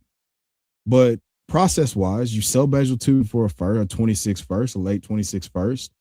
You got him in the late second, the mid to late second last year. So you came out ahead, and you can walk away with the information you have right now today and say, okay, I'm cool with that. Yeah. But you know that there's a chance that you lose this horrifically, and you're a meme in the league now. Sure. All right.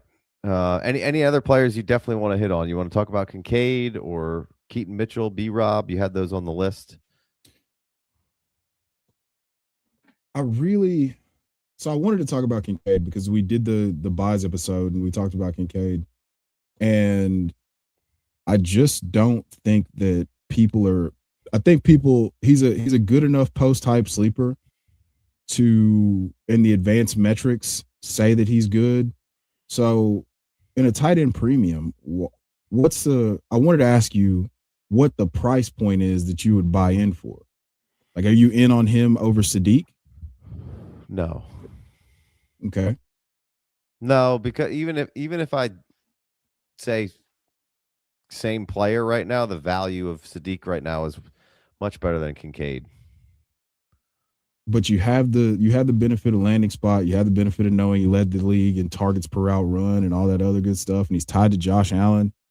And, with the Buffalo Bills hiring Pete Carmichael, he's basically, Joe Brady clone or whatever, based on the way he's run his offenses in the past. So we know that there's going to be a hefty enough opportunity based on the way that they've operated. This feels weird. I don't know that it's the right thing to do to take Sadiq over Dalton Kincaid right now. I just brought the ADP up real quick, and not that this is the gospel or anything like that, but pretty much everything we have right now, we're like 3 rounds ahead of Kincaid to Sadiq, right? So to me, there's too much value there. To give up. No, I'm just talking purely. I'm talking purely outcomes. Like what could happen. We don't have the information right now to know how it's going to play out. But if Sadiq goes somewhere and the landing spot sucks, and Kincaid just stays healthy and maintains the advanced metrics, the targets per route run, the yards per route run versus zone, all that jazz. Well, Kincaid Sadiq from 3 cycles ago. Not obviously as far as, workout warrior wise, but like a better tight end at that point, at the draft point. Yeah, first round capital. Saw him beat Utah. Yeah, saw him dominate in a way that we didn't really get to see for Sadiq. And this is, again, me, huge Sadiq guy, been screaming this since y'all were screaming at me in the comments about, hey, look, I did this because I want you guys to start taking this serious, because this dude is a freak athlete and I think he's going to get first round draft capital. We need to be prepared for that. Back when everybody in the class sucked. So I've been doing the homework, doing the knowledge, as Onyx would say, about about Dalton Kincaid, and I think that I feel like he's locked for top 12 if he's healthy, and then the ceiling is just much higher. Yeah, we saw Dalton Kincaid in the rookie season. We got the 91 targets and the 73 receptions, and we haven't gotten back to that amount of volume. But there's been some health stuff involved with it, right?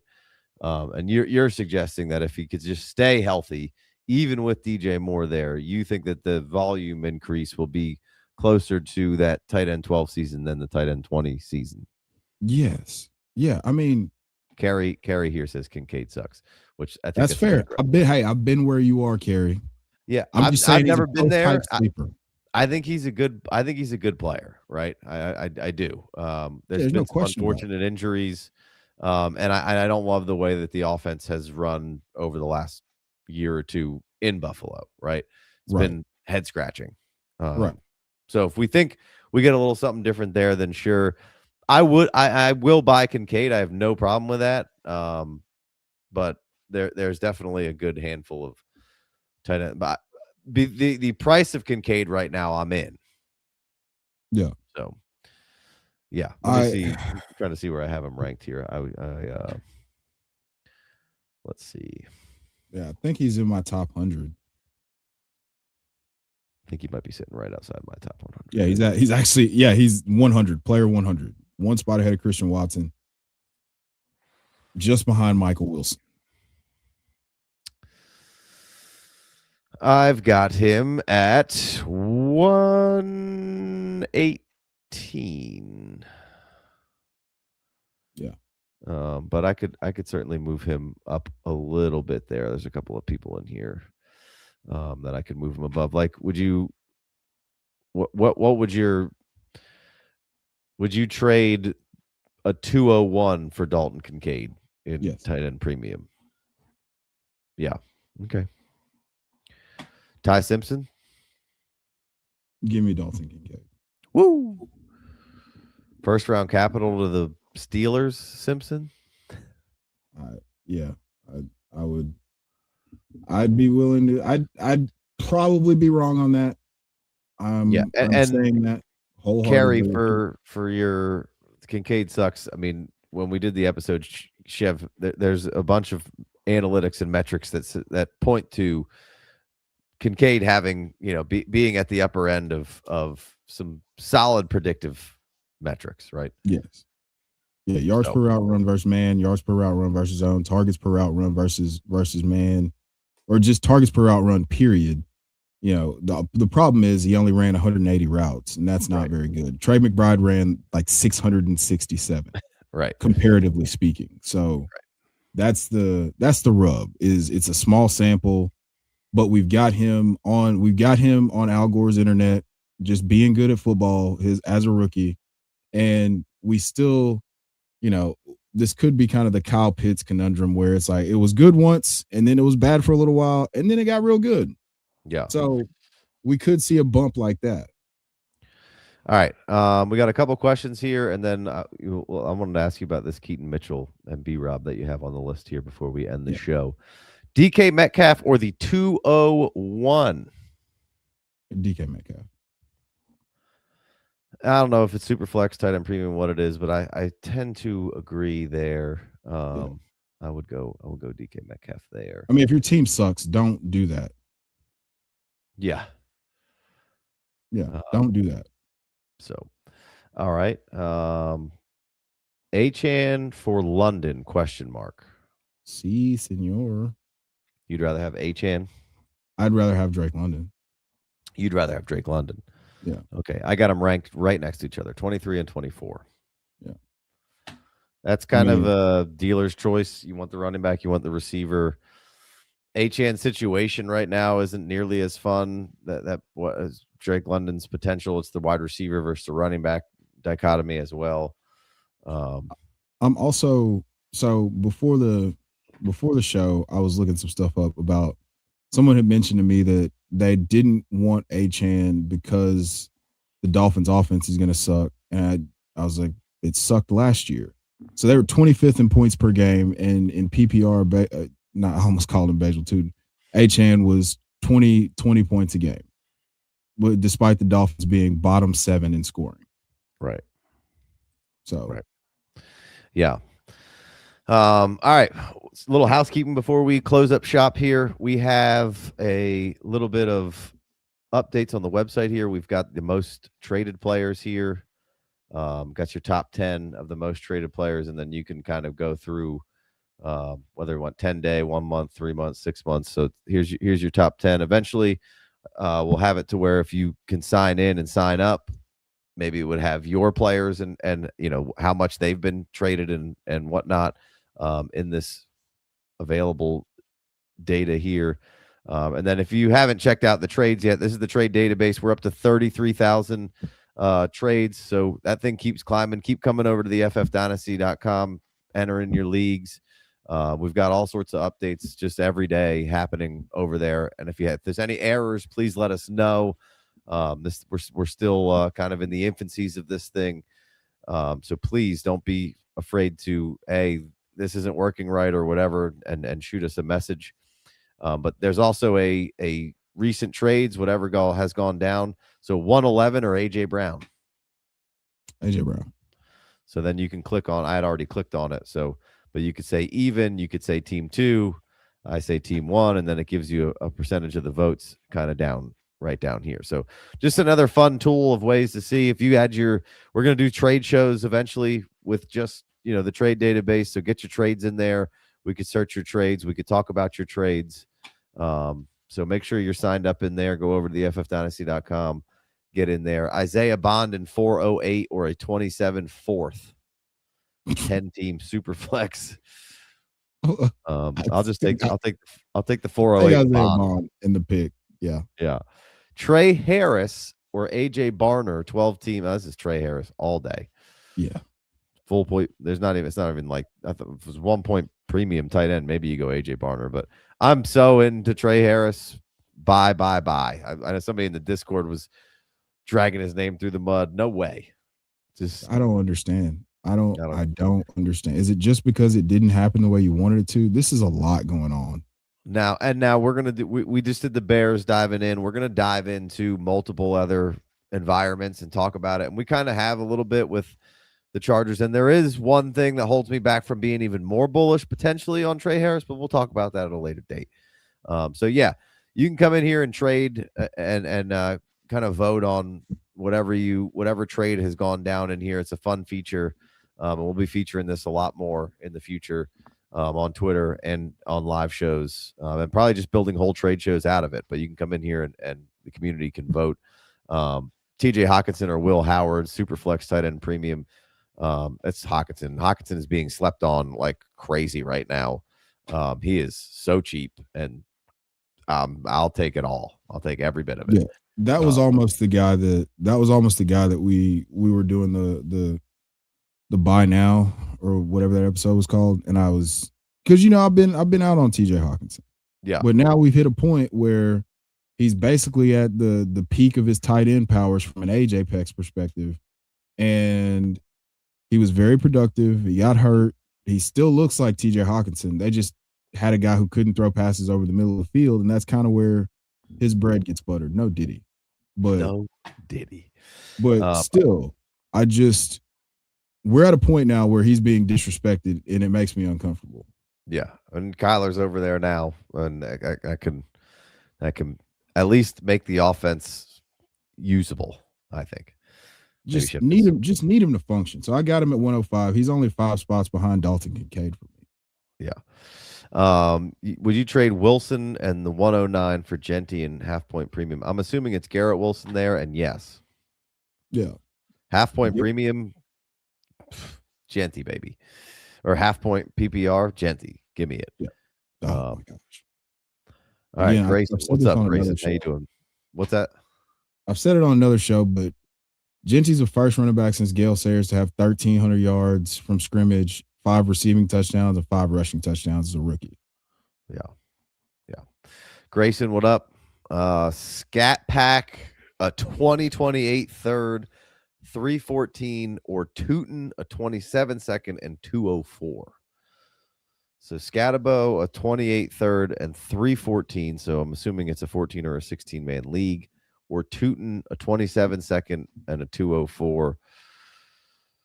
I think I'm on the Tuten side on that one, even though I would rather have Scatabo.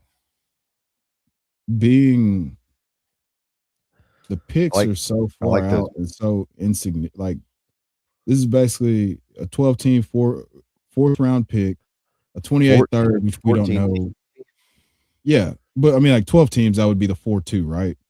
So it's essentially my math, fourth, and then a third and Scat Pack, or Tuten, a 27-second and a 204, which is you're still going to be able to get a top 18 player at that point. So I lean Tuten. Scat's the better player and more valuable to me. Yeah, I like the Tuten side, though. I like getting the 27-second in your back pocket. I like then having another shot. If it's a deeper league, which it seems like it, I like the 204 is still going to be a player that I could either trade and do something else with.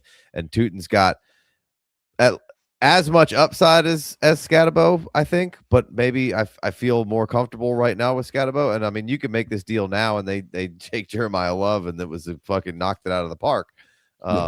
Or you could take this deal now, and Scatabo's, picks up where he left off. Solid player, good pass catcher, just a big part of their team. And Tuten's just getting beat up, by C-Rod, as we talked about earlier, right? And just getting vultured and yada yada yada. Or they both work out to where they need to be, and it's a solid even trade kind of all the way around there. But for me, I'm leaning on the Tuten side. So we were about to wrap up. Jeff comes in here with one more trade question. So we'll do this one. I got you, dog. Appreciate the cashish. Appreciate you listening. Appreciate everybody tuning in on Wednesdays. Wednesday lives have become one of my favorite days of the week. And you guys are making it a whole lot of fun, showing up every week in bigger numbers than we anticipated. So appreciate it. We'll be here every week. So let's jump into it.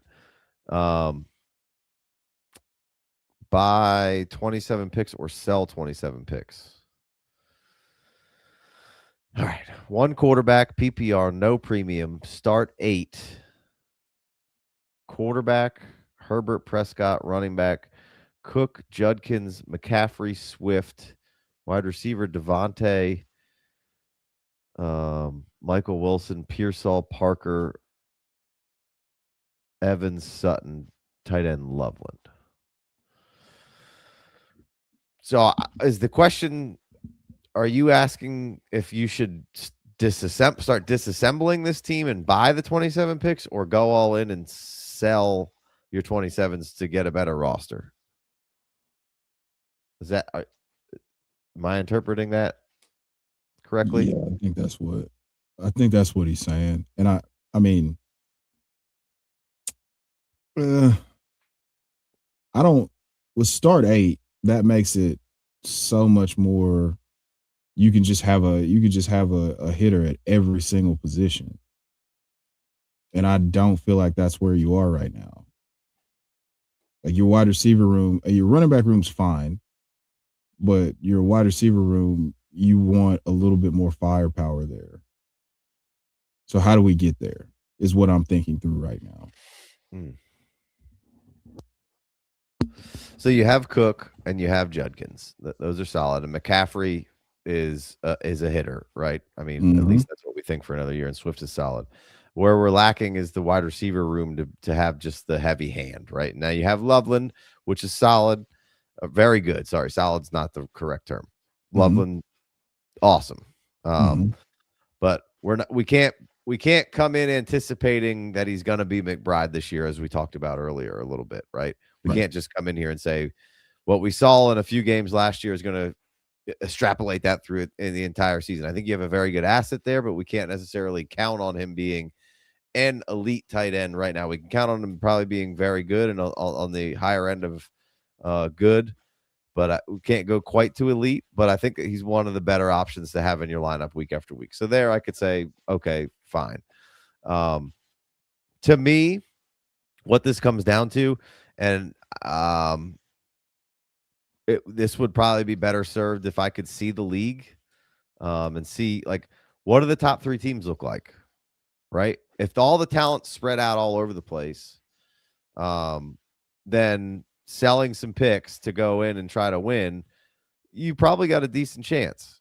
But if the top 3-4 teams are, they have they're more loaded at every position than you are, and like, Herbert's good and Prescott is good, but like, who's got Josh Allen? Who's got Lamar Jackson? Who's got, which Herbert and Prescott can score up there with those guys, but consistently, like, do the guys who have the best quarterbacks in the one quarterback league, how good is their roster, right? Because that could be a difference maker. You're only starting 8. Right. So, and it's no premium, so I don't really, the Loveland thing's nice. We need a little bit more. I would probably be in more of the camp of sell off and restock the cupboard a little. Yeah, I would be trying to get as many 27 picks as I could for the Parker Washingtons, the Waddles, the one guy, the guy that I would be more keen on holding is like the Pearsalls, just because I mean they're in elite environments and they have control. Like the Niners still have 3 more years of control on his contract. So the Devonta Smiths, the Pearsalls, I'm selling whatever I can for Mike Evans. Obviously Sutton. Waddle, I feel like you could get some. That's his value is as high as it's been in the last couple of years, probably. So, and now you got 2 Broncos receivers, which isn't the worst thing in the world, but we need to go ahead and like this is a roster that you luck up and you finish 3rd, and then you feel like if everything runs out, you're like, oh, I'm a contender now, and then you waste a couple more years and it doesn't go your way, and you're late to the party instead of getting in on this 27 class.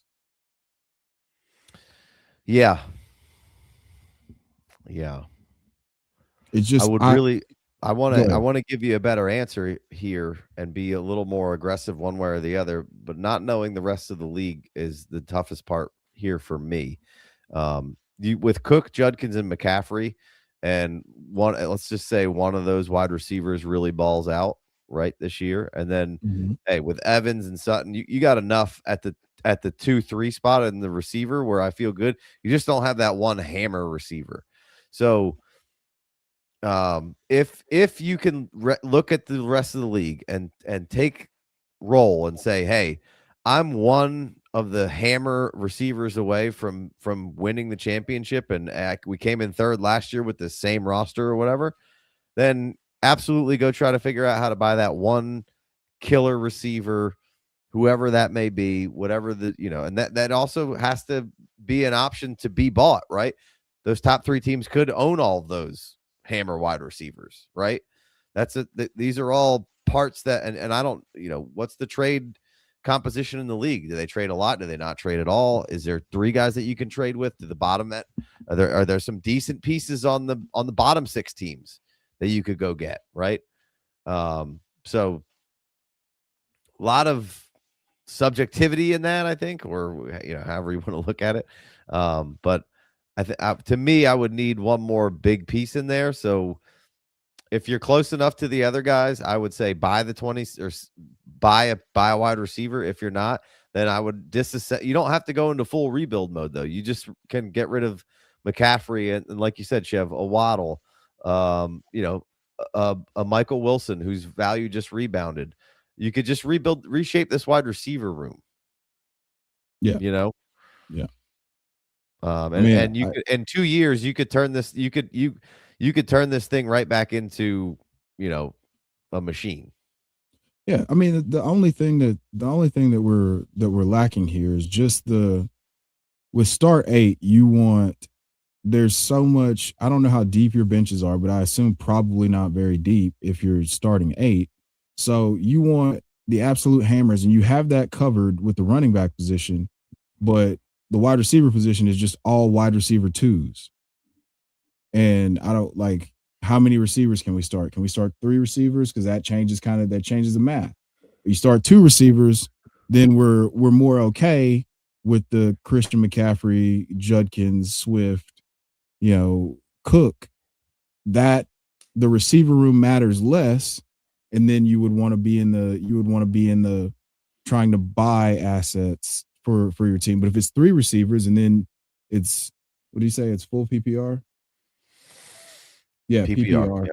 It's 3 receivers with 2 flex spots, and you can play 5 receivers. Then this is not going to get it done for you, unfortunately. I want to do this, Jeff. What I want you to send me, doesn't have to be in the chat. You can hit us up on Twitter or whatever social media you have, or email, or whatever you want to do. And you could send me the sleeper link to the league or whatever the league is, and we can go find this league. And when next time we go live, we can either lead with this or end with it, and you can remind us or whatever, and we can give you a little bit more of a solid answer instead of saying if this then that, or this then do that, right? Because I want to give you a good answer. Because you threw us a couple of your hard-earned bucks here, so send us a way to see what the rest of this league looks like. And I'll gladly spend a couple minutes looking at that, and then kind of come in here and say, hey, yeah, I feel like we should definitely do this, or we should definitely do that. We're not going to get like super duper specific with exactly what to do, but like I could at least give you a little bit more of a defined answer outside of saying kind of what me and Shough just said. Like, if the rest of the league's really good, then you should probably sell off some pieces, or if who owns what. So, if you can send that over to us, great. If not, I think we've covered your answer pretty well here, but I would like to give you one more little piece of like nudging over the edge. So yeah, the context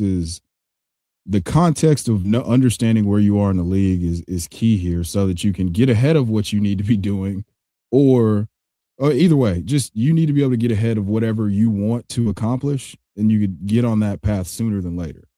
But we need your help. Yeah. So in that regard, we have around April 1st, the website will probably be live with rankings and ADP expert stuff coming available for your pleasure. And then, a few weeks after that, we will have roster reviews back up and running on the website for your pleasure, where we can handle all this kind of stuff. And we will be doing that live as much as you guys want it to be done, or buying them live and doing them live on air, or however you guys see fit. We are going to have, we've got such a great roster review thing cooking, being built up right now, that we're really, really excited about it. And we can't wait until that's part of something, but we want to make sure it's good and right. And so baby steps, little things at a time. And we've got more and more stuff rolling out on the ffdynasty.com all the time, little updates, fixing little things, adding to little things. So there's every day there's just about something new that gets added, fixed, or changed on the site. So make sure you check that out. We appreciate you guys. I can't thank you guys enough for joining us every Wednesday and coming with some questions, having fun with this. That's what this is for. This is for us being able to hang out with y'all, kind of let our hair down, have a good time, not be some like prepared show where it's like like, hey, this is just we're talking. It's not, I didn't research every bit of this, right? It's a little bit more of just a conversation of what's going on and how we're feeling and how we're thinking, in an open forum for you guys to kind of join in. And I'm so excited to be able to offer roster reviews back, because I know that you guys really liked those last year when we did them on the Patreon side of things. So the website will have, a sheet for your pleasure that comes out that shows you exactly kind of what to do, and then we can kind of talk about it. So appreciate you guys. Shough, anything else? No, man, I just looked and we're at almost 2 hours. I was not anticipating that at all. Yeah, no, I actually came on. I was like, man, I'm kind of tired. Might be a short one tonight, but I need to go to bed. I appreciate you guys. Love you. Thank you for making us a part of your life, man. It's truly an honor. There's so many options out there that we very much appreciate everybody that comes and tunes in and joins the show. So we'll catch you next week. Peace.